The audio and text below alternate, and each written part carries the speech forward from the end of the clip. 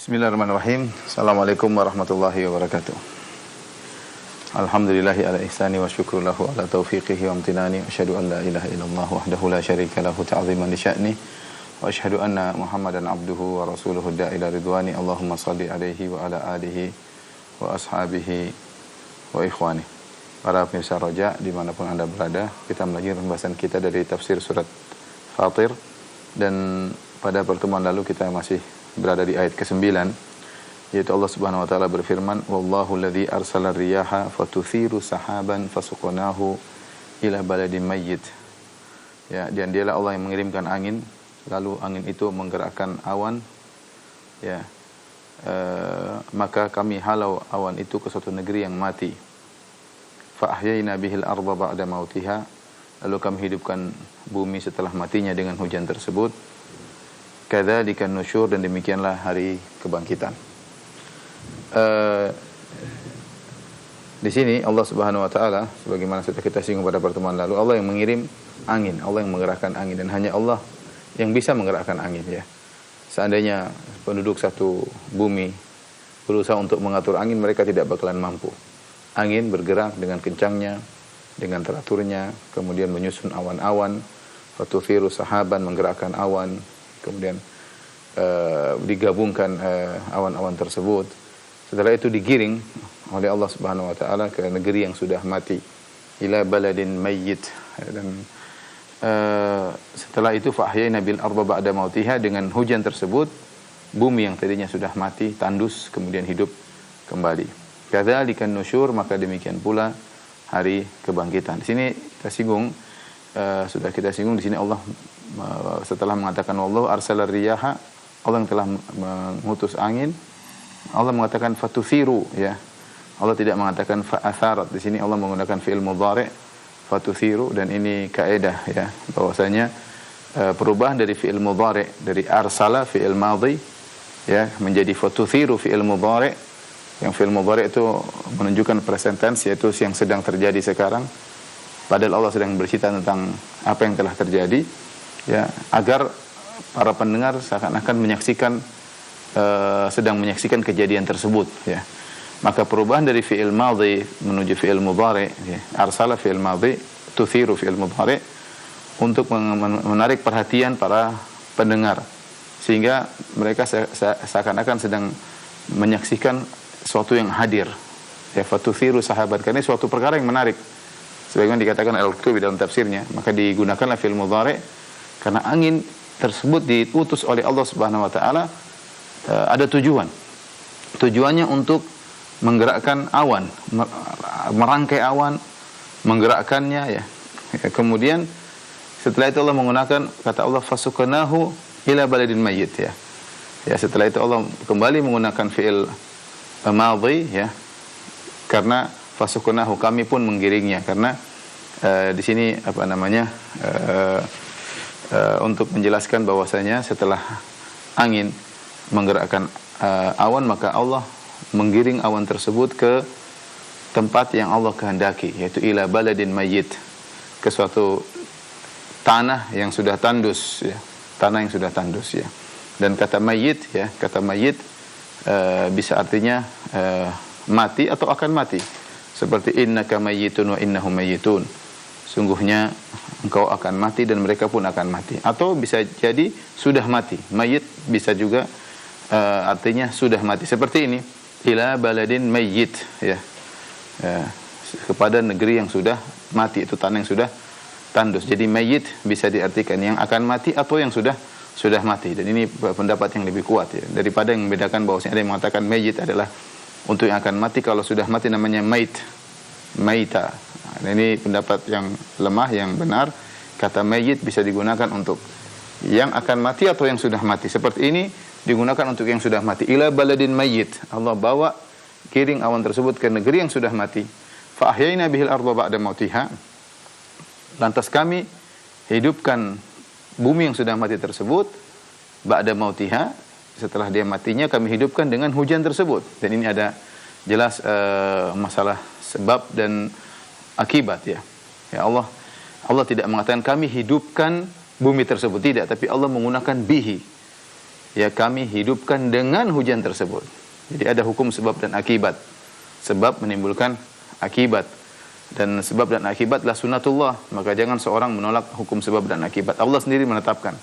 Seandainya tidak berlaku hukum sebab dan akibat, Allah akan mengatakan fa ahyainal arda. Selesai. Kami akan hidupkan bumi, ya. Tetapi tidak, Allah mengatakan fa ahyaina bihi. Kami hidupkan dengan hujan tersebut, ya, al-arda, bumi yang telah mati. Berarti ada hukum sebab akibat. Kadzalika nusyur, kemudian kata Allah, demikianlah hari kebangkitan. Ini Allah bawakan, ya, ayat ini untuk menjelaskan tentang salah satu dari dalil adanya hari kiamat. Kita tahu bahwasanya audiens yang dihadapi oleh Nabi SAW ketika itu adalah orang-orang musyrikin Arab yang mereka mengingkari adanya hari kebangkitan. Di antara dalil tentang adanya hari kebangkitan dengan kias dengan sesuatu yang mereka lihat. Mereka lihat bahwasanya bumi ada yang mati, ya, bumi ada yang mati, tandus, tiba-tiba Allah bisa hidupkan kembali dengan sebab adanya awan yang berkumpul kemudian menurunkan hujan, kemudian Allah hidupkan kembali bumi tersebut. Maka demikian pula hari kebangkitan. Sebagaimana bumi yang mati bisa dihidupkan kembali, manusia yang telah mati pun bisa dihidupkan kembali. Apa sisi kesamaan? Allah mengatakan kadzalika, ka itu ka litasbih, kaf kadzalika, demikianlah an-nusyur, demikian hari kebangkitan. Apa persamaan antara hari kebangkitan dengan bumi yang mati kemudian tumbuh kembali dengan tumbuh-tumbuhan? Ada beberapa pendapat di kalangan para ulama, dia tadi disampaikan oleh Al-Alusi dalam tafsirnya. Dia menyebutkan, ada yang mengatakan dari sisi bahwasanya sama-sama mati, di mana tanah yang tandus yang mati bisa menerima kehidupan, demikian juga jasad yang mati bisa menerima ruh. Di sisi pertama, sama-sama bisa menerima kehidupan. Jasad yang mati bisa menerima kehidupan, tanah yang mati juga bisa menerima kehidupan. Yang kedua, bahwasanya ketika ingin menghidupkan tanah yang sudah mati, maka Allah merangkai dengan angin tersebut, Allah merangkai awan-awan, dirangkai, digabungkan, ya. Maka demikian juga jasad yang sudah terpisah-pisah pada hari kiamat kala, yang tercerai-berai, bisa Allah rangkai kembali, ya. Sebagaimana dalam hadis Allah berkata kepada bumi, ya ardu, ya ijma'i ma fiki minhu. Wahai bumi, kumpulkanlah bagian dari ruang ini yang ada pada dirimu, maka terkumpulkanlah kemudian bisa hidup kembali. Itu Allah Maha Kuasa. Sebagaimana awan yang tercerai-berai bisa dikumpulkan menjadi awan besar, kemudian bisa menurunkan hujan. Kemudian juga fasuqnahu ila baladin mayyit, sebagaimana Allah menggiring awan tersebut, hujan tersebut ke tanah yang mati, demikian juga Allah menggiring ruh kepada jasad-jasad yang sudah Allah kumpulkan kembali untuk hidup kembali. Ini pendapat, ya. Demikian kesamaan, makanya Allah mengatakan kadzalika nusyur, demikianlah hari kebangkitan. Pendapat lain mengatakan, ini yang dipilih oleh sebagian ulama, kesamaannya dari sisi apa? Dari sisi sebagaimana bumi bisa tumbuh kembali dengan adanya hujan yang turun kemudian mengenai mungkin bibit-bibit yang ada yang sudah mati di bumi, maka tumbuh tumbuhan. Maka demikian pula manusia akan tumbuh berkembang dengan air hujan yang Allah turunkan di hari kiamat kala di antara nafqatain. Kita tahu bahwasanya pada hari kiamat kala ada nafqatan, an-nafqatul ula dan nafqatul tsaniyah. Yang di antara baina nafqatain, di antara tiupan pertama tiupan kedua 40 arbaun. Apakah 40 hari, 40 bulan, 40 tahun, Allah alam bisawab. Tapi ada jarak antara an-nafqatul ula wa an-nafqatul tsaniyah, antara nafqatul tiupan sangkakala pertama dengan tiupan sangkakala kedua. Di sela antara kedua tiupan sangkakala itu Allah turunkan hujan, ya yang disebutkan, ya, yursilullahu ta'ala min tahtil arsy ma'an kamaniyir rijal. Allah turunkan air dari bawah arsy seperti mani laki-laki, ya. Fatanbutu ajsamuhum min dzalikal ma'. Maka setelah air mani tersebut turun ke bumi mengenai tulang belulang atau mengenai jasad yang tersisa dari manusia, maka tumbuhlah dengan air yang turun dari hujan tersebut, ya. Maka ini dari sisi sama-sama hidup dari air. Kalau bumi dari air hujan, dan jasad manusia tumbuh kembali dari air hujan yang khusus yang seperti mani laki-laki, ya. Ya, seperti dalam hadis yang lain, yunzilullahu ta'ala mataran ka'annahu tal fayambutu ajsadun nas, ya. Allah turunkan hujan, maka dengan hujan tersebut tumbuhlah tubuh manusia. Nah, ini salah satu dalil tentang adanya kemungkinan adanya hari kebangkitan. Ya, yang dengan dalil yang dapat dilihat oleh manusia secara langsung dengan logika sederhana, yaitu dengan kias hari kebangkitan dengan matinya bumi kemudian dihidupkan dengan air hujan. Tapi kita lanjutkan. Nusyur artinya hari kebangkitan. Intishar, nusyur berasal dari intishar, yaitu tersebar atau terbentangkan, ya. Artinya mayat-mayat kemudian keluar, kemudian terkumpulkan pada hari kiamat kelak. Setelah itu Allah berfirman, "Man kana yuridul izzata falillahil izzatu jami'an." Barang siapa yang ingin kejayaan, ingin kemuliaan, barang siapa yang ingin menghendaki kemuliaan, falillahil izzatu jami'a, maka bagi Allah segala kemuliaan. Ilaihi yas'adul kalimut thayyibu, kepada Allah lah naik perkataan-perkataan yang baik, wal amalu shalihu yarfa'uh, dan amal saleh dinaikkannya. Walladzina yamkuruna sayyi'ati lahum adzabun syadid, dan orang-orang yang merencanakan kejahatan bagi mereka azab yang keras. Wa makru ulaika huwa yabur, dan rencana mereka itu yang akan hancur, ya. Kita perhatikan ayat ini.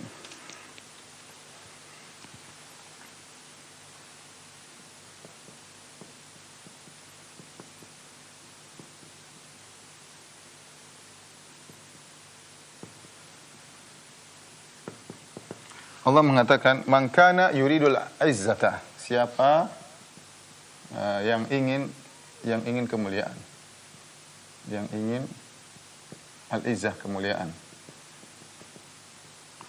Walillahil izzatu jami'ah, maka milik Allah segala kemuliaan. Perhatikan di sini, man adalah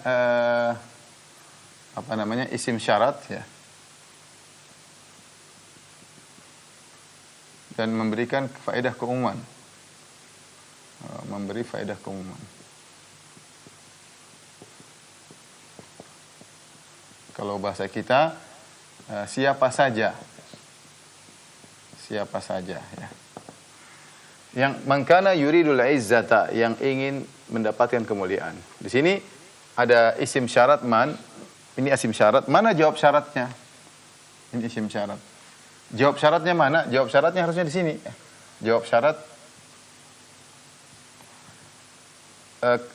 falillahil izzatu jami'an tidak bisa dikatakan jawab syarat. Kenapa tidak bisa dikatakan jawab syarat? Karena tidak ada dhamir kata ganti yang kembali kepada man. Sini falillahil izzatu jami'an tidak ada kata dhamir yang kembali kepada isim syarat tersebut. Padahal disyaratkan bagi jawab syarat dia harus ada dhamir kata ganti yang kembali kepada isim syarat. Oleh karenanya para ulama mentakdirkan fal yatlubuhu fal yatlubuha minhu atau minallah. Maka takdirkan gini, maka carilah dari Allah. Ini takdirnya, ya. Man kana yuridul izzata falyatlubuha min Allah. Barang siapa yang ingin mencari kejayaan atau kemuliaan, maka carilah dari Allah. Di sini ada dhamir huwa, ya. Dhamir huwa di sini kembali kepada man. Ya, di sini ada huwa. Ya, kembali kepada man. Kenapa hanya minta kepada Allah Subhanahu wa taala? Falillahil izzatu jami'an, ya. Karena kejayaan atau kemuliaan seluruhnya milik Allah Subhanahu wa taala. Semuanya milik Allah Subhanahu wa taala. Adapun izzah bagi manusia, ya. Kemuliaan semuanya milik Allah, al-izzah. Ya. Adapun kemuliaan manusia,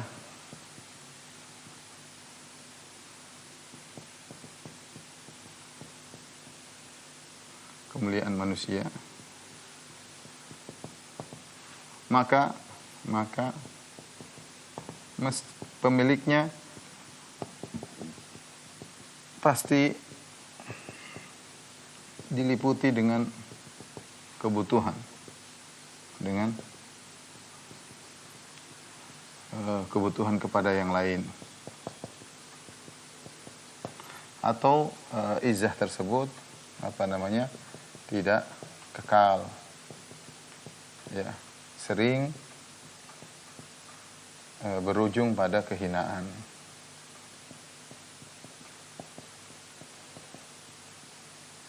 Ataupun kalau izahnya tersebut hebat, maka izahnya hanya di dunia, maka izahnya atau kemuliaannya hanya di dunia, tidak di akhirat.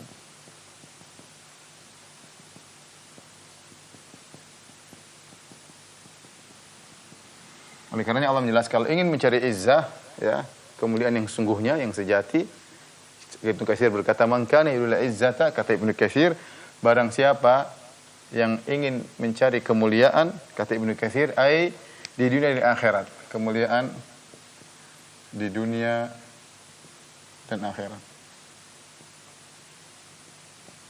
Ya. Maka carilah dari Allah Subhanahu wa taala. Karena Allah yang memiliki segala kemuliaan. Caranya bagaimana? Allah jelaskan, ilaihi yas'adul kalimut thayyib. Kata Allah Subhanahu wa taala,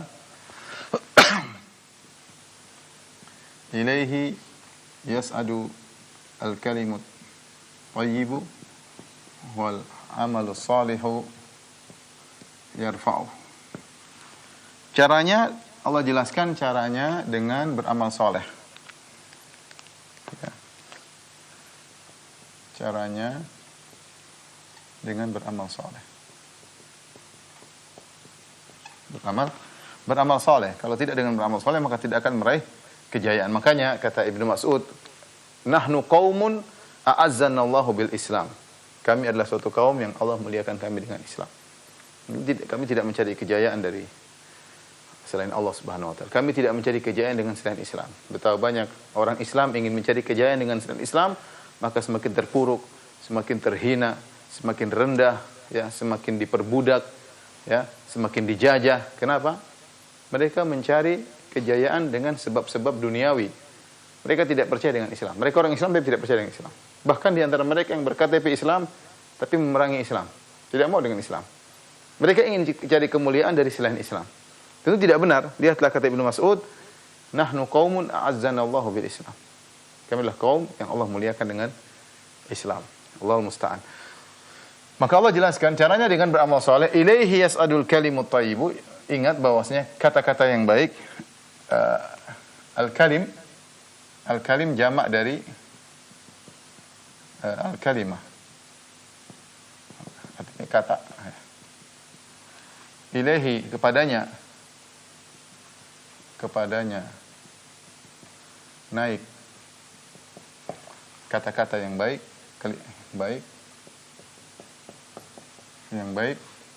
wal amalu shalih yarfa'u, dan amal saleh diangkat. Ini contoh bahwasanya kalau ingin mencari kejayaan dengan Islam, makanya Allah mengatakan walillahil izzatu wali rasulihi walil mu'minin walakinnal munafiqina la ya'lamun, ya. Ketika orang-orang munafik berkata la yukhrijanna la'azzu minhal adzal, ya, sungguhnya kami yang lebih mulia akan mengusir orang-orang yang hina. Maksudnya orang munafik ingin mengusir Nabi Muhammad dan kaum muhajirin. Maka Allah membantah, walillahil izzatu, Allah miliki kemuliaan, wali rasulihi walil mu'minin, ya. Izzah milik Allah, Rasul dan kaum mukminin, ya. Yaitu dengan cara beramal saleh, dengan cara beriman kepada Allah dan beramal saleh. Allah sebutkan ilaihi yas'adul al-kalimut thayyib. Al-kalim jamak kata, yaitu kata-kata yang baik naik kepada Allah Subhanahu wa taala. Kenapa dijamak? Dijamak karena jamak bisa jadi karena pengucapnya banyak,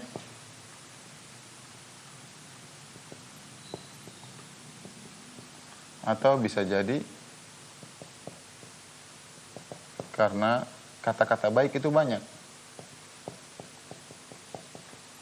Dan ini datang semuanya dari salaf yang mengatakan kalimat yang baik maksudnya cuma satu, maksudnya adalah kalimat la ilaha illallah.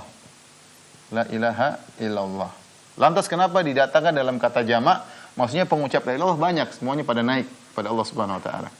Sebagian salaf menafsirkan al-kalimut thayyib maksudnya kata-kata yang baik berupa zikir, tilawah, baca Quran, tasbih, tahlil, kata-kata baik secara umum dan lain-lain. Kata-kata yang baik ya. Baik secara umum.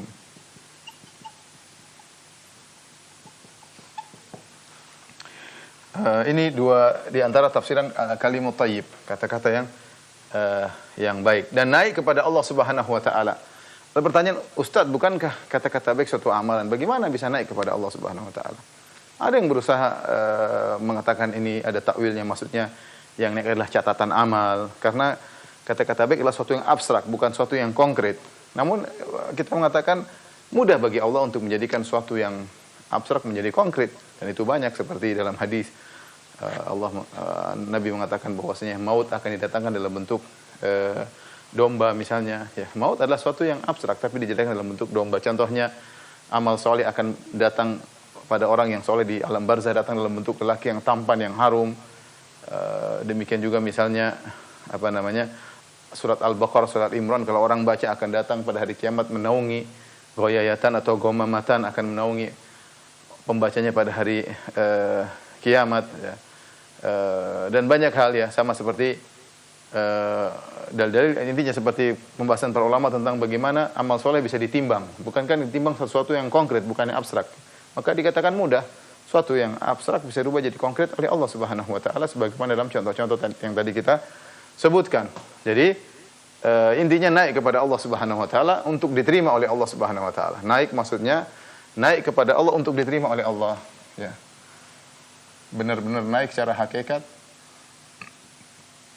Naik secara hakikat. Ya, sehingga diterima oleh Allah.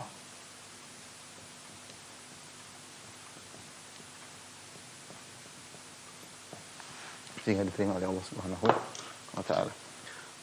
Kemudian wal amalu salih yarfa'u. Amal saleh diangkat. Amal saleh diangkat. Maka di sini ada, sebelum saya bahas amal saleh, dari firman Allah berdasarkan tafsiran ini, al-kalimut thayyib, berdasarkan tafsiran ini. Jadi al-kalimat ada, bisa kita bagi menjadi dua, at-thayyib atau al-kalim ya. Al-kalim bisa kita bagi menjadi dua. Al-kalimat thayyib, kalimat yang baik. Kemudian kalimat sayyi atau ghairu thayyib, baik. Kemudian ini buruk. Kemudian ada yang satunya lagi yang tidak baik dan tidak buruk.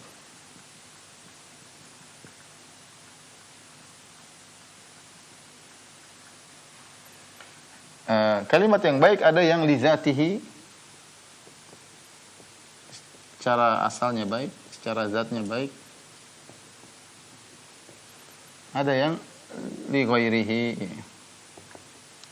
asalnya itu kalimat kata-kata yang biasa yang diniatkan untuk kebaikan. Kata-kata biasa yang diniatkan untuk kebaikan. Untuk kebaikan. Saya perlu menyampaikan ini supaya kita hati-hati dalam berbicara. Jadi tidak semua kata-kata baik yang terucap oleh manusia. Ada yang baik, jelas zikir, baca Quran. Ada yang buruk, caci makian dan yang lainnya. Ada yang tidak baik, tidak buruk, omongan biasa, omongan manusia, cerita sana, cerita sini, nggak ada baiknya, nggak ada buruknya.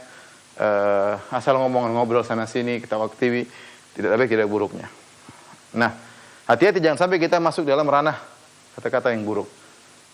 Nyinyir, merendahkan dan yang lainnya, ghibah, namimah dan yang lainnya. Kalimat thayyib ada dua, ada yang secara baik secara zatnya seperti zikir, tilawah dan yang lainnya. Ada yang li ghairihi, maksudnya dia asalnya kata-kata biasa tapi niatnya untuk baik. Contohnya ngobrol sama orang untuk menyenangkan hatinya. Ya, sebenarnya omongan ini tidak ada isinya, tidak ada kontennya, tidak ada muatan kebaikan, cuma sekedar ingin menyenangkan hati orang. Atau ngobrol sama orang tua untuk menyenangkan hatinya. Ngobrol ngalor ngidul, sebenarnya ngobrol itu nggak ada nilainya, cuma karena niatnya untuk menyenangkan hati orang tua, maka dia termasuk dari al-kalimut thayyib. Maka seorang waspada dalam berbicara, dia pikir terlebih dahulu, dan sering disampaikan bahwasanya orang mukmin, orang muslim tidak boleh bicara kecuali mikir dulu. Man kana yu'minu billahi wal yawmil akhir falyaqul khairan aw liyasmut. Barang siapa beriman kepada Allah hari akhirat, maka ucapkan yang baik atau dia diam, ya. Tatkala Nabi mengatakan ucap yang baik atau diam, berarti menunjukkan dia harus berfikir terlebih dahulu, bukan asal nyeletuk, bukan asal komentar yang penting di like oleh orang, yang penting jadi berita viral, enggak. Pikir dulu manfaat baik atau tidaknya, karena semuanya ada pertanggungjawabannya. Ma yalfidhu min qaulin illa ladaihi raqibun atid. Tidak suatu ucapan pun kecuali tercatat. Wal amalu shalih yarfa'u, amal saleh diangkat. Di sini ada 3 tafsiran, ya, atau ada apa namanya? Ada beberapa pendapat. Al-Qurtubi menyebutkan 4, tapi kita sebutkan 3 aja.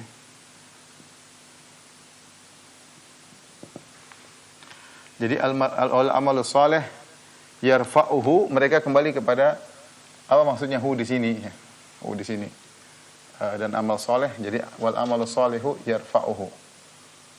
Dan amal saleh diangkat atau mengangkat, ya. Ada yang mengatakan maksudnya adalah amal saleh diangkat oleh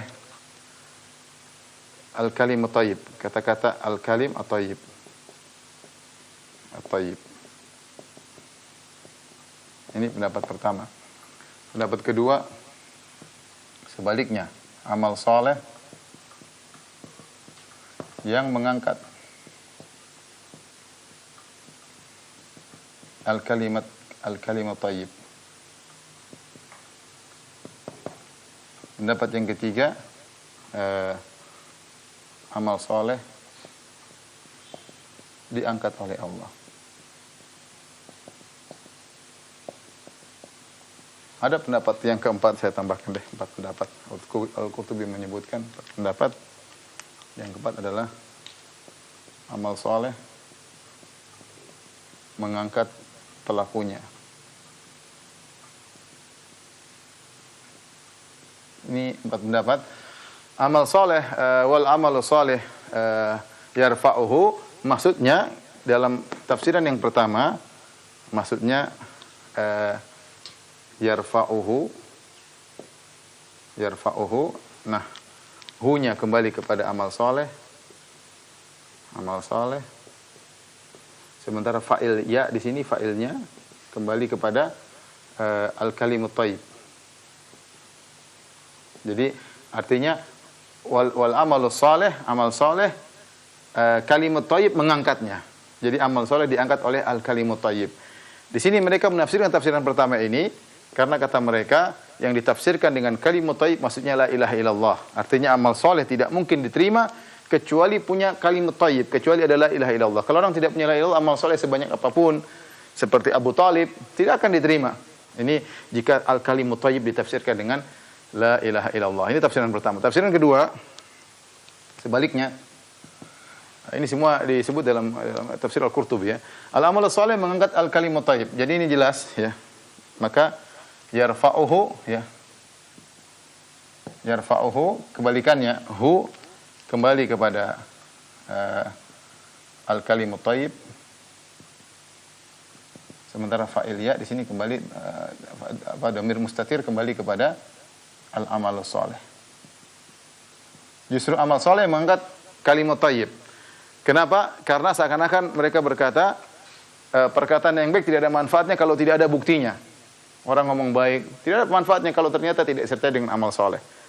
Sehingga mereka mengatakan percuma ente ngomong indah, zikir apa, tapi kalau amal saleh enggak ada, untuk bisa agar zikir-zikirmu diterima oleh Allah, maka kau harus beramal saleh sebagai bukti bahwasanya kau benar perkataanmu tersebut, ya. Ini pendapat kedua. Pendapat ketiga, amal saleh diangkat oleh Allah sebagaimana kalimat thayyib diangkat oleh Allah, amal saleh juga diangkat oleh Allah.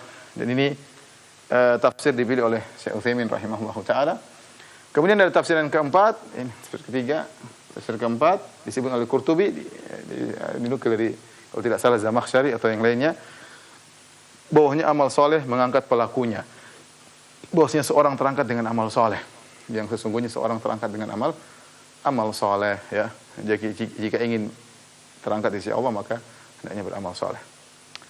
Tapi intinya barang siapa ingin mencari izzah, kemuliaan, maka carilah dengan beramal soleh, bukan dengan selain amal soleh. Kalaupun Anda mendapatkan kejayaan, kemuliaan bukan dengan amal soleh, hanya sementara. Anda akan dihina oleh orang, Anda akan berujung pada kehinaan, pada kerendahan. Kalaupun Anda berjaya dalam kehidupan Anda, terus mulia, di akhirat Anda akan terhinakan dengan sehina-hinanya. Wallahu a'lam bishawab. Tolong dihapus.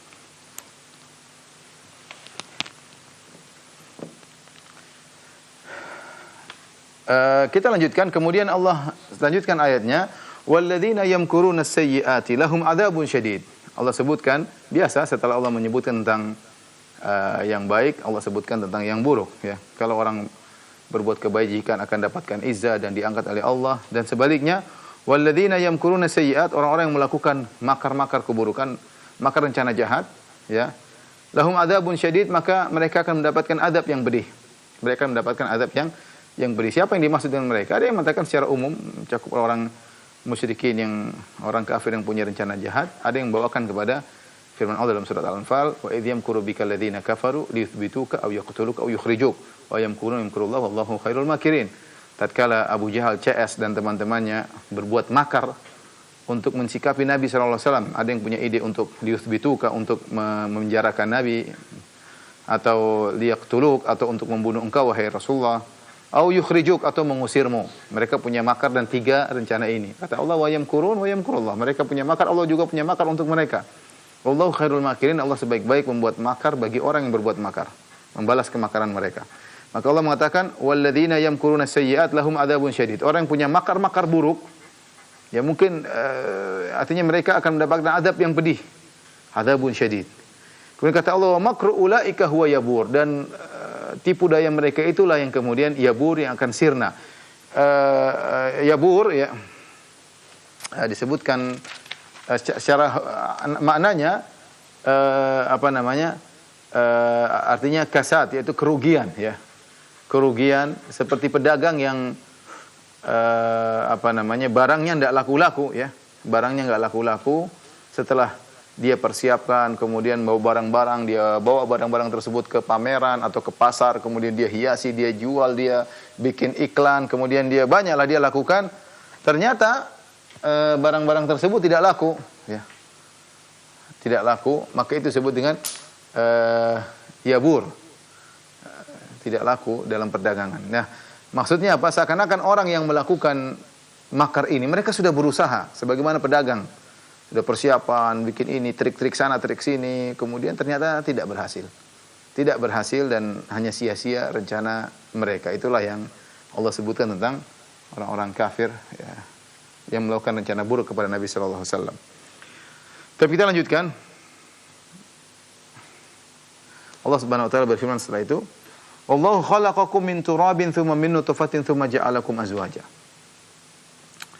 Pada ayat yang ke-11. Dan Allah menciptakan kalian dari tanah, min turab, maksudnya Adam alaihissalam, ya.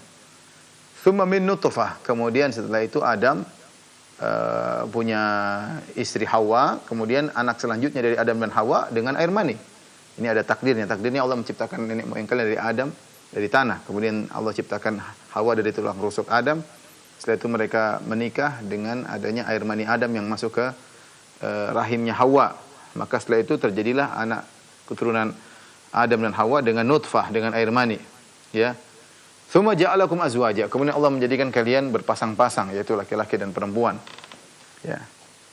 Allah berfirman, "Wa ma tahmilu min untha wa la tada'u illa bi ilmih." Ya, dan tidaklah ada seorang perempuan yang mengandung dan tidak pula melahirkan kecuali dengan ilmu Allah. Allah mengetahuinya. "Wa ma yu'ammaru min mu'ammarin wa la yunqasu min umrihi illa fi kitab." Dan sekali-sekali tidak dipanjangkan umur seseorang yang berumur panjang dan tidak pula dikurangi umurnya melainkan sudah ditetapkan di Lauhil Mahfuz. Inna dzalika 'ala Allahi yasir, maka itu sangat mudah bagi Allah Subhanahu wa taala. Di sini Allah Subhanahu wa taala menjelaskan kembali tentang maha kuasa Allah Subhanahu wa taala. Ya. Di mana Allah menjelaskan Allah mengetahui tahapan Allah menciptakan manusia dari tahapan-tahapan. Ya, dari tanah ya. Adam diciptakan dari tanah dengan proses sebagaimana sudah kita jelaskan dalam kisah Nabi Adam alaihissalam. Ya, Allah ciptakan dari berbagai permukaan tanah, Allah kumpulkan berwarna-warni. Setelah itu dicampurkan dengan air jadilah tin. Tadinya turab, tanah, campur air jadi tin. Kemudian tin tersebut dibiarkan dalam waktu yang lama sehingga berwarna kehitam-hitaman. Hama'im masnun yang memiliki aroma tersendiri. Setelah itu Allah bentuk menjadi bentuk Nabi Adam ya, kasalsalin kal fakhar, maka seperti tembikar. Setelah itu Allah tiupkan ruh kemudian menjadi Nabi Adam alaihissalam. Setelah itu proses selanjutnya manusia dengan air mani ya. Air mani di mana lelaki meletakkan air maninya di rahim sang wanita. Jadi kita tahu satu tetes air mani disebut mengandung jutaan sperma ya, dan hanya satu yang kemudian berhasil membuahi ovum sel telur, kemudian terjadilah amsaj ya, campuran antara air mani laki-laki dengan sel ovum wanita, kemudian akhirnya menjadi manusia. Kata Allah, ma tahmilu min untha, ketika proses air mani masuk ke rahim wanita, kemudian sperma mana yang berhasil membuahi ovum wanita, kemudian wanita hamil, semuanya Allah tahu kondisi perubahan-perubahan tersebut ya, sampai melahirkan. Apa yang terjadi antara hamil sampai melahirkan, Allah tahu bagaimana kondisi janin tersebut, semuanya dengan ilmu Allah Subhanahu wa taala. Demikian juga ada manusia yang dipanjangkan umurnya, Allah pun tahu karena Allah yang menentukan. Dan ada yang umurnya pendek, Allah pun tahu karena Allah yang menentukan. Semuanya sudah tercatat di Lauhil Mahfuz ya. Ya, kata Allah di akhir ayat, inna dzalika 'ala Allahi yasir. Semua ini mudah bagi Allah Subhanahu wa taala. Apa maksud Allah membawakan ayat ini? Syekh Abdurrahman bin Nasir Sa'di dalam tafsirnya mengatakan ini termasuk salah satu dalil dari al-ba'ats wan nusyur, tentang hari kebangkitan. Dalil pertama tadi sudah tentang penyamaan bumi yang mati dengan air hujan yang turun, seperti jasad yang dituruni air hujan di hari kiamat kelak sehingga tumbuh menjadi manusia kembali. Yang dalil kedua adalah tanaqqulul adami fi tilkal atwar falladhi awjadahu wa naqalahu tibqan ba'da tibqin wa halan ba'da halin hatta balagha ma qaddara lahu fa huwa ala i'adatihi wa insya'ihi nasyatal ukhra aqdar wa huwa ahwanu alaih. Kata Syekh Abdurrahman Sa'di dengan perkataan yang sangat indah, perubahan manusia dalam tingkatan-tingkatan tersebut, maka yang menjadikan itu semua yaitu Allah Subhanahu wa taala, yang memindahkan kondisi manusia dari satu tingkatan ke tahapan berikutnya, dari satu kondisi kepada kondisi berikutnya, sampai yang Allah takdirkan. Jadi dari tanah, air mani sampai jadi manusia. Kalau Allah bisa melakukan itu semua, maka untuk menghidupkan kembali manusia mudah.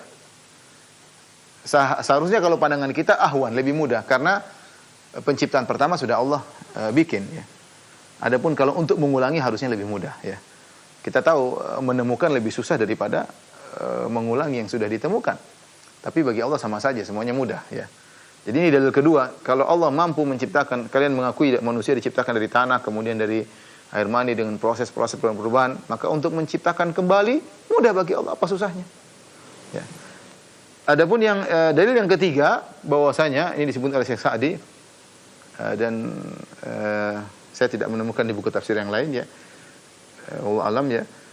Beliau berdalil juga dengan kemungkinan adanya hari kebangkitan. Beliau berkata, wa ihatatu ilmihi bi jami' ajza'il alamil ulwi was-sufli daqiqiha wa jaliliha.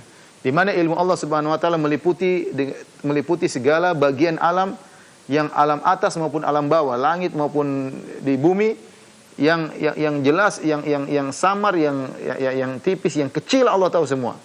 Alladzi fil qulub, Allah tahu apa yang ada di hati. Wal ajinnah allati fil butun, Allah tahu apa yang terjadi pada janin dalam perut-perut para wanita. Wa ziyadatil a'mar wa naqsiha, dan Allah tahu tentang tambahan umur dan kurangnya umur. Wa itsbatu dzalika kullihi fi kitab, bahkan semua sudah dicatat di Lauhil Mahfuz. Falladzi kana hadza yasiran alaihi, kalau ini mudah bagi dia, faidatul lil amwat aisar wa aisar, maka mengembalikan mayat mudah. Dia berdalil Syekh Sa'di tentang hari kebangkitan dengan dalil yang ketiga, yaitu Allah ilmunya meliputi segala sesuatu ya. Tentang bagaimana hal yang terjadi pada hati manusia, pada janin, kemudian tambahan umur, kurangnya umur, yang semua itu kemudian dicatat di Lauhil Mahfuz, dan kata Allah inna dzalika 'ala Allah yasir, itu mudah bagi Allah Subhanahu wa taala. Maka untuk membangkitkan manusia lebih mudah lagi. Baik, kita lanjutkan. Setelah itu Allah Subhanahu wa taala berfirman, "Wa ma yastawil bahrani hadza 'adbun furatun sa'ighun syarabuhu wa hadza milhun ujaj." Ya, kata Allah Subhanahu wa taala, dan tiada sama antara dua laut, ya. Maksudnya al-bahr maksudnya laut yang berlimpah ruah, air yang berlimpah ruah, bisa jadi sungai, bisa jadi laut. Air maksudnya air yang berlimpah ruah. Dalam hal ini adalah sungai dan laut. Wa ma yastawil bahran, tidak sama antara dua air yang berlimpah ruah. Itu laut dan air. Hadza 'adbun furat, yang ini tawar segar, maksudnya air sungai, air tawar. Sa'ighun syara'ubuhu, yang mudah untuk diminum. Wa hadza milhun ujaj, sementara yang satu milhun ujaj, yaitu asin, lagi kental asinnya, ya, pahit, ya, asin. Ya.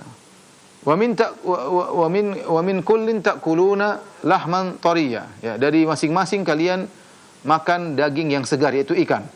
Wa tastakhrijuna hilyatan talbasunaha, kemudian kalian mengeluarkan dari keduanya, yaitu hilya, yaitu hiasan yang kalian memakainya, maksudnya adalah mutiara dan yang semisalnya. Wa taral fulka fihi mawakhira, dan kalian lihat bagaimana kapal-kapal mawakhir, yaitu menembus air melaju, ya, ke utara, ke selatan, kemana yang dia kehendaki, ya. Litabtaghu min fadlihi, agar kalian bisa membelah laut, kapal membelah laut supaya dapat mencari karunia-Nya, wala'allakum tashkurun, agar kalian bersyukur. Di sini Allah Subhanahu wa taala menyebutkan, ya, tentang bagaimana kudrahnya Allah dan bagaimana hikmahnya, bagaimana rahmatnya. Allah menjadikan laut dengan dua model, maksudnya air yang berlimpah dengan dua model, yang masing-masing punya kemaslahatan. Allah tidak menjadikan semua tawar, ya. Dan Allah tidak menjadikan semua air yang berlimpah asin, enggak. Tapi ada yang asin, ada yang tawar. Masing-masing punya fungsi. Ya, asin dengan yang berlimpah ruah, dengan berbagai macam kehidupan dalamnya, dengan ikan-ikan yang berbagai dalamnya, ya, yang kemudian yang tawar juga ada faedahnya masing-masing. Kita tahu atau tidak tahu ada maslahat dan hikmah yang Allah kehendaki. Ini menunjukkan terjadi bukan dengan sendirinya, tapi ada pengaturan dari Rabbul Alamin, pencipta alam semesta. Di antaranya Allah menjadikan sumber air yang azbun furat, yaitu tawar, mudah diminum, ya. Kemudian juga digunakan untuk orang-orang yang bercocok tanam. Air tawar, kalau pakai air laut ya mati semua tumbuhan, ya. Kemudian juga sebaliknya Allah menjadikan lautan yang asin, ya, sehingga hewan-hewan bisa hidup di situ dengan baik. Kemudian kalau ada apa-apa tidak mudah berubah karena asinnya yang luar biasa tersebut, dan hewan-hewan menjadi lebih lezat dengan berbagai macam modelnya, ya. Allah sebutkan wa min kullin ta'kuluna lahman tariyan, dan masing-masing ada ikan yang kalian bisa makan. Subhanallah, ikan-ikan lautan dengan modelnya, ikan-ikan air tawar dengan berbagai macam modelnya, masing-masing punya kelezatan tersendiri. Meskipun saya lebih suka dengan ikan laut. Karena saya tinggal di Papua, di sana ikan laut banyaknya, tapi ikan air tawar juga punya kelezatan tersendiri. Kemudian wa tastakhrijuna hilyatan talbasuna, dan kalian mengeluarkan hilyah. Di sini Allah mengatakan tastakhrijun. Ada proses mengeluarkan, istikhraj itu ada proses. Menunjukkan bahwasanya manusia berusaha bagaimana untuk mengeluarkan perhiasan dari lautan maupun dari air tawar. Sebenarnya Allah mengatakan kami tidak mendapati lu'lu', ya, kecuali dari air asin. Tidak ada namanya mutiara di air tawar. Tapi belakangan ini saya sempat baca di sebagian sumber, katanya juga ada mutiara air tawar. Wallahu a'lam bishawab. Tapi di sini dalam ayat yang lain seperti dalam surat Ar-Rahman, yakhruju minhuma lu'lu'u wal marjan, keluar dari keduanya, yaitu dari laut maupun dari sungai. Seakan-akan di sungai juga ada mutiara. Tapi wallahu a'lam bishawab, bisa jadi maksudnya istikhraj, mengeluarkan dari air laut saja, bukan air tawar. Atau dari dua-duanya, berarti di air tawar juga ada mutiara, ya. Kemudian Allah menyebutkan itu semua untuk kalian gunakan perhiasan tersebut. Wa taral fulka, dan lihat bagaimana kapal, subhanallah, kapal yang berat terbuat dari logam, ya, kemudian dia bisa membelah air, ya, membelah air, dan ini penemuan yang luar biasa, ya, bagaimana air dibuat asin dengan seperti itu sehingga bisa mengangkut kapal yang begitu besar, ya, dengan penumpang yang banyak, tapi kemudian bisa berjalan. Wala'allakum tashkurun, Semoga kalian beruntung. Tapi mungkin sampai di sini saja ya, karena sudah muadzan Isya. Selanjutnya saya kembalikan kepada bawa acara. Hafizakallah. Kalau ada yang bertanya, saya persilahkan ya. Kalau keburu azan, maka kita lanjutkan tanya jawab setelah azan insyaallah taala. Khotbah Islam wajazakumullah, para pemerhati roja dimanapun Anda berada, dan masih bersama kami dalam program kajian ilmiah dalam pembahasan tafsir Al-Quran di surat Fatir ayat yang ke-9 hingga 12 disampaikan oleh guru kita Ustadz Firanda Andirja Hafizahullah Ta'ala, dan kita berada dalam sesi tanya jawab. Silakan bagi Anda yang ingin bertanya secara langsung. Baik, untuk pertanyaan pertama kita awali dari pesan singkat yang sudah masuk di kesempatan ini. Ada beberapa penanya, diantaranya Pak Zon yang ada di Padang. Assalamualaikum warahmatullahi wabarakatuh, Ustadz. Ustadz, apa yang menyebabkan Allah memberikan suatu daerah curah hujan yang tinggi hingga terjadi banjir, longsor, dan lain-lain? Dan bolehkah kita mencaci hujan karena bisa menyebabkan musibah? Mohon nasihat dari Ustadz. Jazakallahu khairan.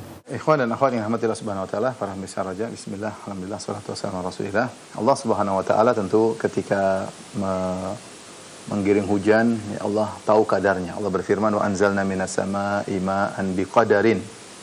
Ya, kami turunkan hujan dengan kadar yang Allah tentukan. Terserah Allah, Allah datang terkadang menjadikan hujan tersebut sebagai rahmat ya. Seperti firman Allah Subhanahu wa taala, wa huwa alladzi yursilur riyaha busyran baina yaday rahmatih. Dan dialah Allah telah mengirimkan angin sebagai kabar gembira di sebelum datang rahmatnya. Yaitu hujan adalah rahmat. Namun terkadang Allah menjadikan hujan juga sebagai azab, sebagaimana Allah timpakan kepada kaum Nabi Nuh. Perhatikan ketika Nabi Nuh berkata kepada kaumnya, faqultu astaghfiru rabbakum innahu kana ghaffara yursilis samaa 'alaikum midrara. Kata Nabi Nuh, wahai kaumku, beristighfarlah kepada Rabb kalian, niscaya Allah akan turunkan kepada kalian hujan yang deras. Tapi apakah mereka istighfar? Jawabannya tidak. Seandainya mereka beristighfar, Allah akan turunkan hujan yang deras tapi rahmat ya, karena mereka mengalami musim kemarau. Tatkala mereka tidak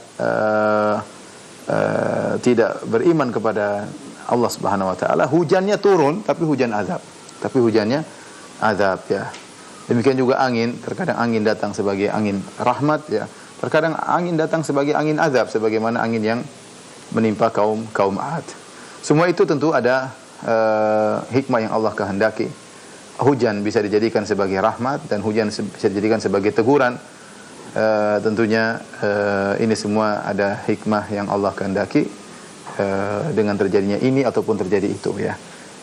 Kembalinya kepada Allah Subhanahu wa taala. Ya, mungkin menjadi peringatan, mungkin menjadi teguran, menjadi hukuman, wallahu alam bisawab ya. Ini yang berkaitan tadi dengan dengan hujan. Yang kedua, kita tidak boleh mencela angin, mencela hujan ya, karena hujan dan angin tidak berjalan dengan sendiri, tapi ada yang mengaturnya. Makanya dalam surat Fatir tadi kita sebutkan bagaimana Allah Subhanahu wa taala yang mengirim angin ya. Wa huwa wallahu alladzi arsala riyaha. Dialah Allah yang mengirim angin. Angin diutus ya. Ya, makanya kalau kita mencela angin ya, maka ini adalah mencela yang mengutusnya. Sama seperti kita mencela zaman, berarti kita mencela yang mengatur zaman ya. Yang bikin kacau adalah penghuni zaman tersebut, bukan zamannya. Zaman adalah waktu untuk bergulirnya berbagai macam kegiatan ya. Demikian juga angin dikirim oleh Allah, terkadang membawa rahmat, terkadang menjadi teguran, terkadang membawa musibah, tapi tidak boleh kita cela ya. Kita hanya bisa as'aluka khairaha wa khaira ma ursilat bihi ya, kita minta kepada Allah, minta kebaikan yang diutus angin tersebut untuknya, dan berlindung dari keburukannya, tujuan angin diutus tersebut. Allah alam bisawab. Jazakallahu khairan wa barakallahu fikum Ustaz atas jawaban yang disampaikan. Semoga bermanfaat untuk beberapa orang penanya, diantaranya Pak Zon yang berada di Padang. Masih pertanyaan melalui pesan singkat kembali dari hamba Allah. Assalamualaikum warahmatullahi wabarakatuh Ustaz. Bagaimana dengan profesi seseorang yang suka membuat orang lain tertawa dan merasa senang, tapi pada saat dia melakukannya ada unsur meremehkan orang lain, sedikit berdusta. apakah berdosa bagi orang lain yang mendengarkan perkataannya? Mohon nasihat dari Ustaz. Syukran. Tertawa dibolehkan tapi dengan batasan, bukan merupakan sesuatu yang terus menerus ya, karena hal itu tercela. La tuksiru ad-dhahik ya, fa inna kathratal dhahik tumitul qulub, atau kama qala Nabi sallallahu alaihi wasallam, jangan perbanyak tertawa karena banyak tertawa mematikan hati. Karenanya di antara hal yang cukup aneh bagi saya melihat betapa banyak orang-orang yang profesinya membuat tertawa orang, ternyata dia sendiri hidupnya stres ya. Maka banyak di antara mereka terjebak dengan narkoba ya, dan macam-macam, kemudian rumah tangga yang rusak dan yang lainnya, karena hati mereka mati ya dengan banyak tertawa. Tertawa ya seperti garam, kalau ada sedikit-sedikit jadi enak, tapi kalau kebanyakan jadi asin. Ya, kita bergaul dengan kawan-kawan ada candanya, tapi kalau terus-menerus setiap hari kerjanya tertawa melulu, ya ini tentu tidak baik. Hati menjadi mati sehingga susah kita menangis, susah kita merenungkan ayat Allah dan yang lainnya ya. Dan kita akhirnya mencari hiburan dengan cara seperti itu. Saya katakan perkara-perkara yang lucu itu adalah suatu kelezatan, tapi belum tentu menjadikan kebahagiaan seseorang kalau berlebihan. Kalau dia sesuai dengan kadar yang wajar, maka ini tentu tidak jadi masalah. Ini tertawa yang tidak mengandung unsur dosa. Adapun tertawa membuat tertawa dengan mengandung unsur dosa, ya meskipun niatnya baik, ya maka tidak boleh. Seperti dalam candaan tersebut ada dusta misalnya. Ya. Wailun liman haddatsa fayakdzib liyudhika bihil qaum. Wailun lahu tsumma wailun lahu, kama qala Nabi sallallahu alaihi wasallam. Kata Nabi sallallahu alaihi wasallam, celaka bagi orang yang berbicara atau menyampaikan suatu cerita dengan berdusta untuk membuat tertawa orang suatu kaum. Dia orang gembira tapi dia ternyata berdusta. Dia berdusta, dia membuat cerita seakan-akan benar-benar terjadi, padahal tidak pernah terjadi. Maka kata Nabi, wailun lahu tsumma wailun, celaka bagi dia, celaka bagi dia. Lihat, ini menunjukkan membuat tertawa tapi menimbulkan menimbulkan dosa karena berbohong ya, karena berbohong. Bahkan Nabi mengatakan celaka bagi dia 3 kali. Di antaranya adalah membuat tertawa tapi dengan menghina orang lain ya. Kita tidak boleh menghina orang lain, menyinyir orang lain, menyakiti hati orang lain. Dalam rangka membahagiakan sebagian orang, kita menghina sebagian yang lain. Maka kita kalau mau bercanda yang dewasa, canda yang ilmiah. Jadi banyak candaan yang indah, yang ilmiah, yang menunjukkan orang tersebut memiliki kecerdasan ketika bercanda, bukan canda yang seperti yang tadi kita sebutkan, dan tidak boleh berlebih-lebihan. Wallahu a'lam bishawab. Naam, syukran wa jazakallahu khairan Ustaz atas jawaban yang disampaikan. Semoga bermanfaat untuk penanya dan kita semua yang menyimak. Masih pertanyaan melalui pesan singkat kembali dari Pak Ian di Jawa Barat. Assalamualaikum Ustaz, apakah mendoakan keluarga dengan mengatakan semoga Allah memberikan umur yang panjang, apakah hal ini dibolehkan dan apakah tidak bertentangan dengan takdir Allah bahwa manusia umurnya terbatas? Mohon nasihat Ustaz. Syukran. Wallahu a'lam bishawab. Kalaupun mendoakan umur panjang, maka dengan kebaikan, yaitu semoga Allah memanjangkan umur dalam kebaikan ya.